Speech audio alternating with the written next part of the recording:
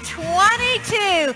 Girlfriends, you have the privilege now to hear from a brilliant girlfriend of mine. Michelle Thomas is a certified integrative family nurse practitioner. Her focus is on that root cause of disease and regeneration, anti-aging and longevity with lifestyle and replacing those elements that will naturally decline with age, such as immune, strength, and hormones. She specializes in all areas of functional medicine, including bioidentical hormone replacement therapy, mold toxicity, Lyme disease, and autoimmune conditions. The clinic positions itself as the base for all healthcare needs for each patient to have a voice and a choice in their personal health journey. So let's welcome onto the stage Michelle Thomas. Thank you, Michelle, for joining us today.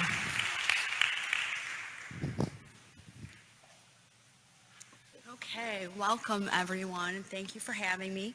My name is Michelle Thomas, and I am a nurse practitioner.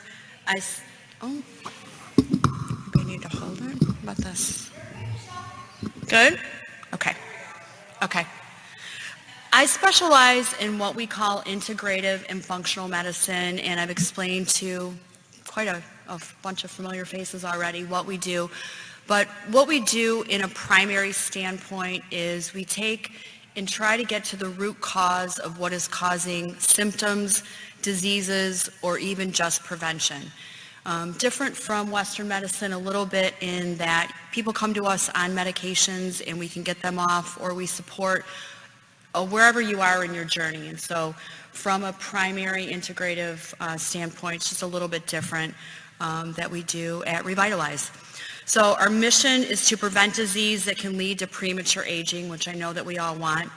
I'd like to start by thanking everyone for being in the presentation and coming to join us here today. It's really an honor to be speaking. By the end of the presentation today, I'd like for you to think about aging and prevention in a little bit of a different way than maybe you have in the past. So today I want to give you a glimpse into what it could mean to biologically age without chronologically aging. The reality is that everyone here in the room is the age that they are, whether you're 30, 50, or 80 years old, and you're a day older today than you were yesterday. When we think about the aging process, what we dread simply are just the negative possibilities associated with getting older.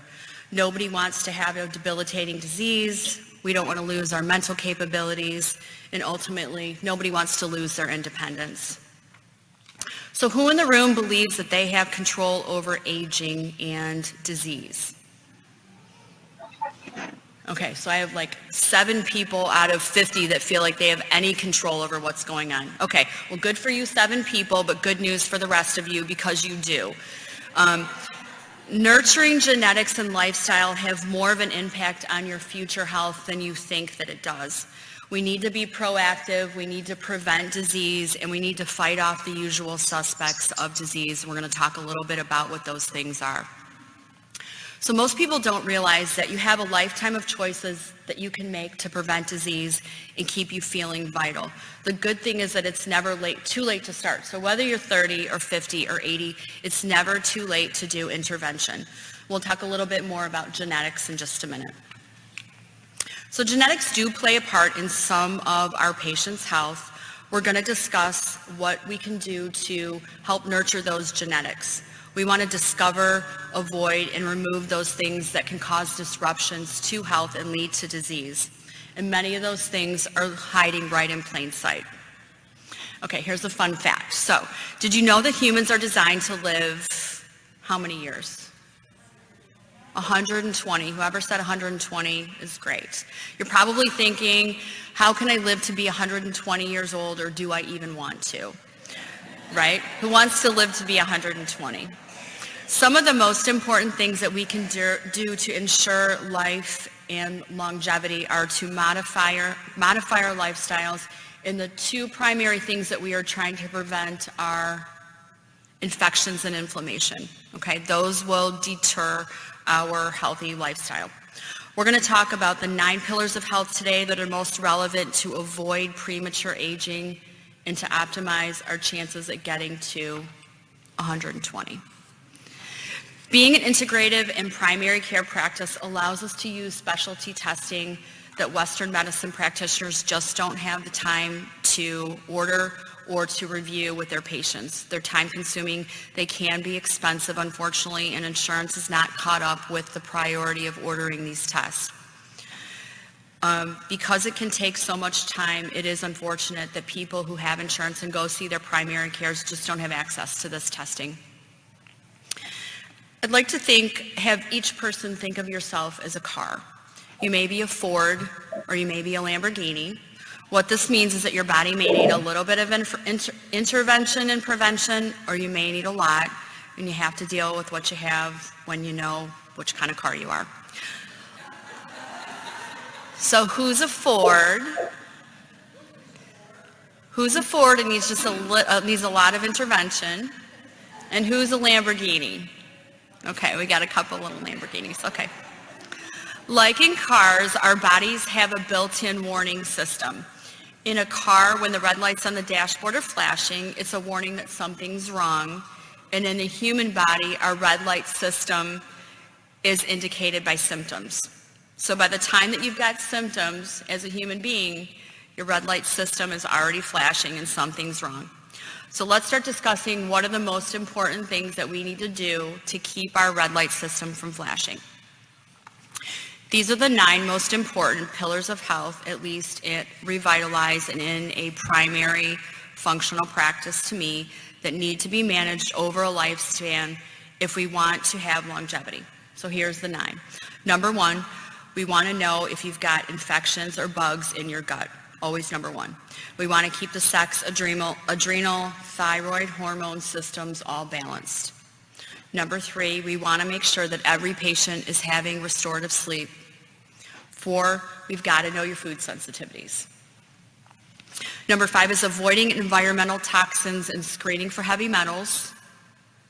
Number 6 is screening for mold, Lyme disease, and other infections that you may not know that you have. 7 is knowing and understanding those genetics that you were born with. 8 is the mind-body connection and how important that is to preventing disease. And finally, everybody's favorite is exercise. So implementing these 9 integrative pillars of health can avoid the top 4 causes of disease in the United States. Heart disease kills 42% of women over the age of 50. Multiple kinds of cancer, respiratory diseases like COPD, and even COVID. And finally, stroke. So that's ultimately what nobody wants to have. We're trying to prevent those. We want patients to understand that inflammation is the first call to action for your immune system to be on alert. When we understand the effects that inflammation has on the body, it makes it easier to buy into being proactive and preventative as a way of life. Okay, so let's start talking about where we begin. Who in this room doesn't have the energy they once had? Okay. All right, here's another one. Who's having stomach issues that you've either just acquired or you've had for a long time? Okay, so if you've got fatigue and low energy, or your stomach hurts more than you want it to, take notice, your red lights are flashing. Ford or Lamborghini, your red lights are flashing, and they're on the dashboard. Something's wrong, okay? So that's the reason. What is the reason that you're tired? What is the reason that your stomach hurts when you eat? Is it because you're getting older? No. It's the excuse that many people use not to discover what's actually going on. So we've got to look in your gut. First, we want to discover the root cause of what's going on. Then we want to start the reversal and the rehabilitation process of your immune, endocrine, GI, neurological, and cardiovascular system. Anybody know which one is first? Which system do we work on first? Always the gut. Great. Okay. Always the gut. It's your hub to good health. You've heard all the rage about leaky gut. Some of my other presenters probably are going to speak about it as well. It's because it's true. Leaky gut is always number 1. If you've got infections or parasites or a gut lining that's bad, then you're setting the stage for low hormones, fatigue, infections, and ultimately chronic inflammation leading to disease. So food sensitivities, viruses, infections, toxins, they all cross that barrier and can tax your immune system. So how do you know what's going on in your gut? You got to do a test. A good stool test is the best window into what's happening in there. The second pillar of health is the hormone system. In functional medicine, we call hormones low-hanging fruit. What I mean by a low-hanging fruit is hormones can begin to deplete. In which decade do you think hormones start to deplete? In your 20s. They can start in your mid-20s for some people. It's important to discover the root cause of low hormone production and replace them early if they're low. Hormones play a big role in anti-aging and are an important part of many body functions such as mood and metabolism. Some patients have a fear of hormone therapy. They've heard horror stories from other women or from the news that they cause cancer. Just to let everybody know and be clear, bioidentical hormones are prescribed today. They are exogenous and they are made from organic yams or soy. Bioidentical hormones can be made to be biochemically recognized by the body as if they are their own. Hormones can I'll just briefly tell you that hormones can help with memory. All of a sudden you've got a memory loss at 45 or 50. It can actually snap back. Low libido, skin elasticity on your face, underneath your arms, improve your sleep and help with mood disturbances. They can also help and aid in preventing heart disease and cognitive decline, those big disease processes that we are dreading as we are on our way to 120. Along with optimizing sex hormone levels, it's equally important to balance the adrenal and endocrine hormones, cortisol and thyroid. So these hormone systems work like a tripod. If one leg is off, then the tripod can't stand. These hormone systems depend on each other for balance, and if one system is depleted, it's like robbing Peter to pay Paul. They can all be out of sync. An earlier presenter referred to stage 1 adrenal fatigue. It's very, very common. Many people are tired, and it's not just because you're not sleeping. When your cortisol levels are low, it's not being produced from the adrenal glands. Patients can have symptoms like a lack of energy, depression, weight gain, ultimately stealing from the thyroid system, having thyroid imbalances. That can progress, if not treated, to a stage 3 adrenal fatigue. Patients sometimes can't even get out of bed, go to work, take care of their kids, or do their daily routines. It's important to understand the balance of these high hormone systems to keep you feeling healthy and vital. Okay, the third pillar of integrative health is sleep, and not just sleeping intermittently, but restorative sleep. The body's immune system is restored during stage 4 sleep. It's a deep sleep, and if you don't sleep deep enough or you're up all night, the body's immune system gets broken down. That's why people get sick from having a lack of sleep. Think of it like the frontline fighters in a war that don't get rest and are on call 24 hours a day. You can imagine how quickly they would become ineffective at fighting the war.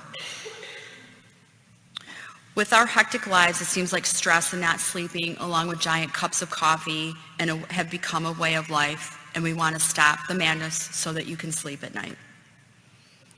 The fourth pillar of health are food sensitivities and deficiencies in nutrition.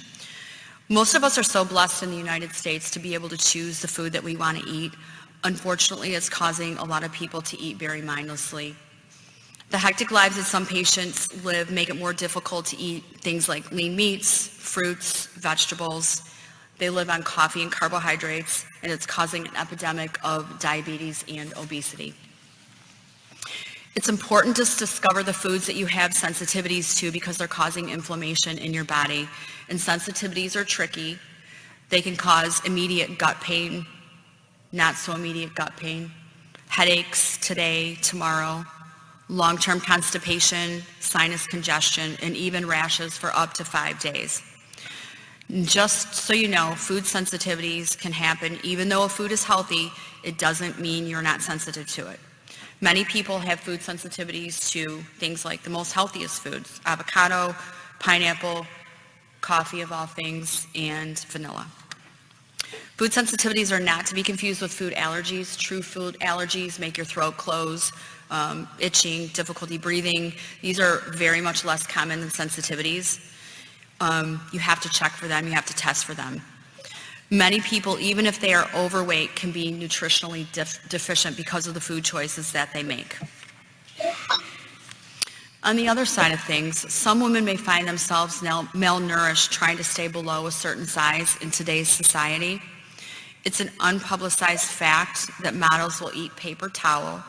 So I did say paper towel because it fills them up like a carbohydrate. It's considered a carbohydrate in the modeling world, but it doesn't have any calories.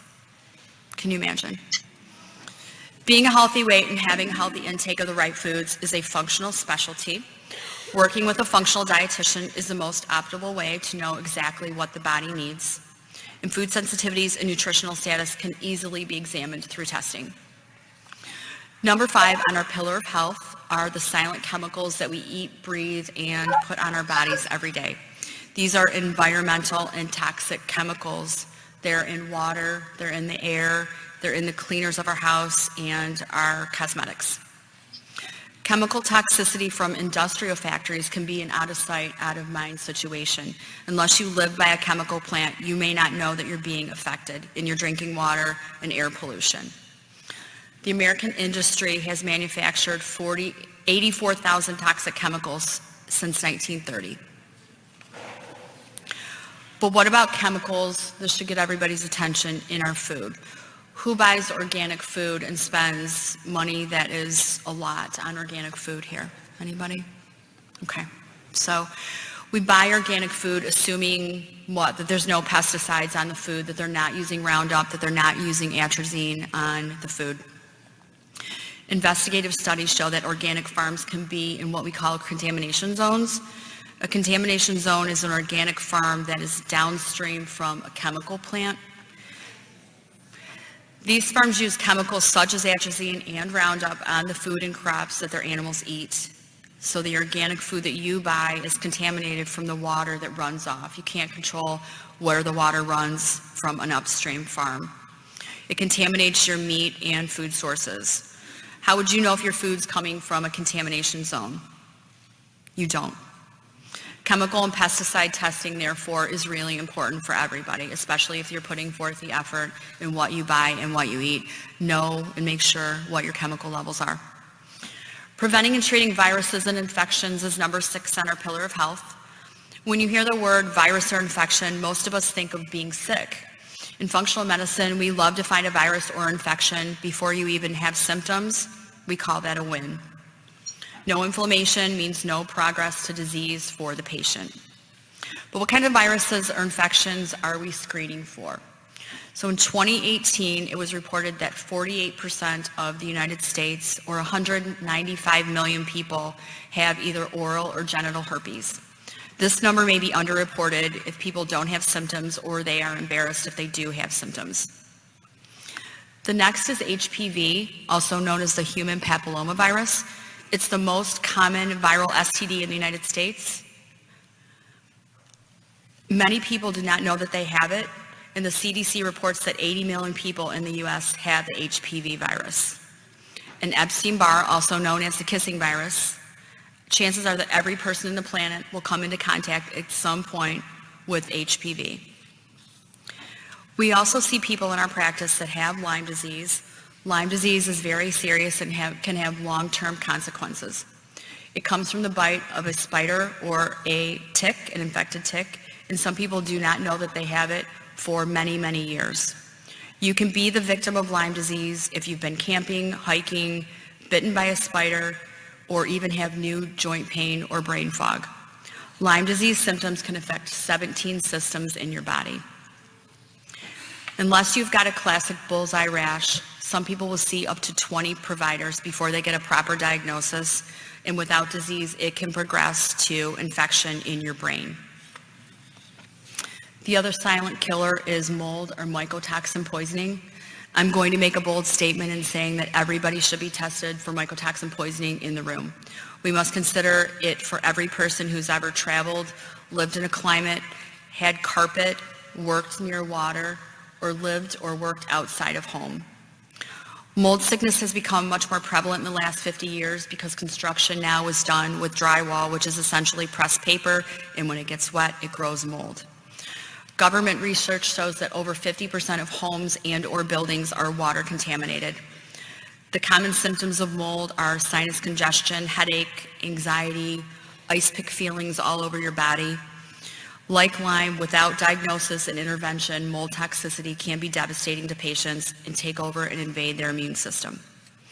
Number 7 on our path to health is understanding genetics. So I'm running short on time. I'm not going to go individually over each genetic, but you cannot control what you're born with, but you can control the lifestyle choices that you make. You should know that the top 3 genetics that we test for are MTHFR, COMT, and HLA. And we can get into those a little bit more later if anybody has questions. But genetics can be nurtured, and the lifestyle decisions that we make should be based on what your genetic profile is. Sorry, flipping to, I'm getting a card that I'm almost out of time. Right? The 8th pillar of health is the mind and body connection. We want to have stress relief, whether it's through massage or church or acupuncture, psychotherapy. Healthy stress reduction can help to prevent big diseases like cancer especially. And last but not least, our 9th and final pillar of wellness is exercise. This is either the easiest or the hardest of all the 8 other pillars, depending on if you like to exercise if you don't. Movement helps us from the outside in, and a healthy diet from the inside out. But remember, statistics show that cardiovascular exercise, 20 minutes a day, can help to prevent a fatal heart attack in 42% of people that would have chosen not to exercise. So if you're not exercising, start today. So I just want to put in a nutshell that premature aging comes down to 2 common denominators, and that is the strength of the immune system and preventing inflammation that may be caused from exposures to toxins, genetics, and diseases. I've given a lot of examples today, not to scare you, but to let you know that you can increase your chances of longevity and prevent premature aging. Thank you for your time and attention. Thank you, Michelle Thomas. We appreciate you sharing your expertise in functional and integrative medicine. Revitalize Health Solutions. And wow, I snuck out for just a moment to spin the wheel. If you have not spun the wheel yet, you have the opportunity at their table to get samples of lip balm. When you spin the wheel, you may win a buy one, get one on an IV infusion. I won a free consultation, and she has other wonderful prizes available when you spin the wheel. So come out and visit. Chris Doyle is out there, her nutritionist, a sports nutritionist, and Jessica is out there.